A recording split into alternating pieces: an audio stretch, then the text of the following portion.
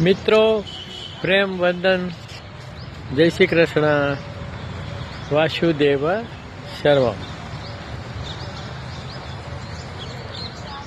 શ્રદ્ધેય પરમ શ્રી રામસુખદાસજીએ તેમની ગીતામાં વારંવાર એક જ ભાવ ગંઠિત કરવા માટે કહ્યું છે. હું શરીર નથી, શરીર મારું નથી, હું ભગવાનનો છું અને ભગવાન મારા છે. આનો સીધો ને સાદો અર્થ એટલો જ થાય છે કે હું આત્મા છું અને આપણું કામ છે આપણા આત્માનું સ્મરણ કરવું. આત્મસ્મરણ એક અલૌકિક ઘટના છે.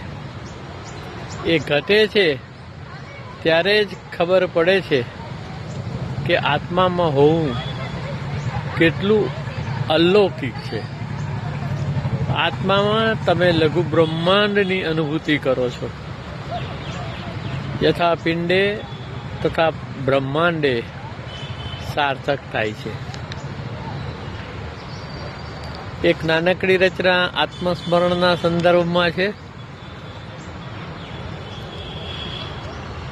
કે મુક્ત કરે મરણથી સ્મરણ, મુક્ત કરે મરણથી સ્મરણ, મન મૂકી કર આત્મસ્મરણ, મુક્ત કરે મરણથી સ્મરણ, મન મૂકી કર આત્મસ્મરણ.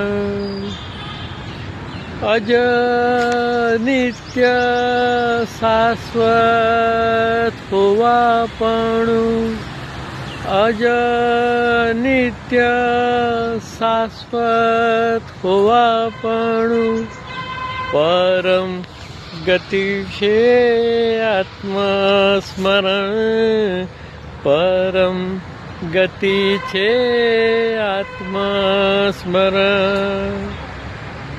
કે ભીતર જાને અપદીપ થા, કે ભીતર જાને અપદીપ થા, મૌન ગુંજન છે આત્મસ્મરણ, મૌન ગુંજન છે આત્મસ્મરણ.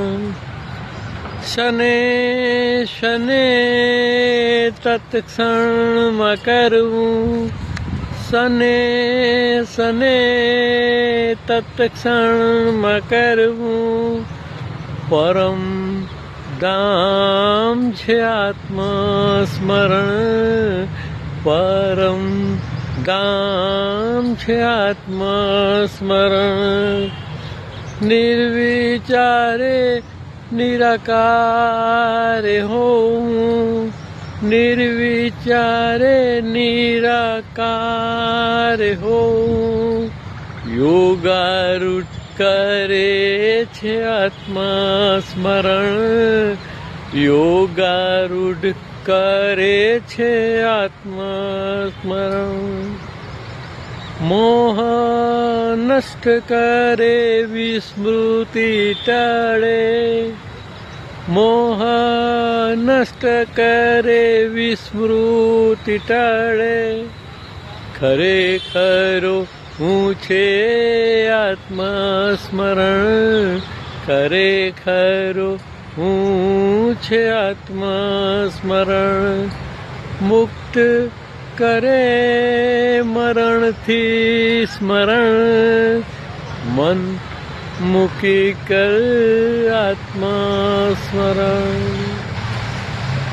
તો આપણે આત્મા છીએ. આ નાશવંત દેહ નથી એવું સતત સ્મરણ રાખવું. જે વર્તમાનની હાજર ક્ષણમાં જ શક્ય છે એ સાધના છે. દિવસમાં આવી થોડી ક્ષણો પણ મળતી રહે તો એનાથી જે દ્વિતીય શરીરનું ગઠન થાય છે એ અજનિત્ય શાશ્વત પુરાતન છે અને એ ઉચ્ચતર કેન્દ્રોની અવસ્થા છે. પ્રેમ વંદન. જય શ્રી કૃષ્ણ. વાસુદેવ સર્વમ. મિત્રો, રચના ગમી હોય તો આધ્યાત્મિક મિત્રોને શેર કરવા વિનંતી. કૃષ્ણાત પરમ કિમપી તત્વમહમ ન જાને.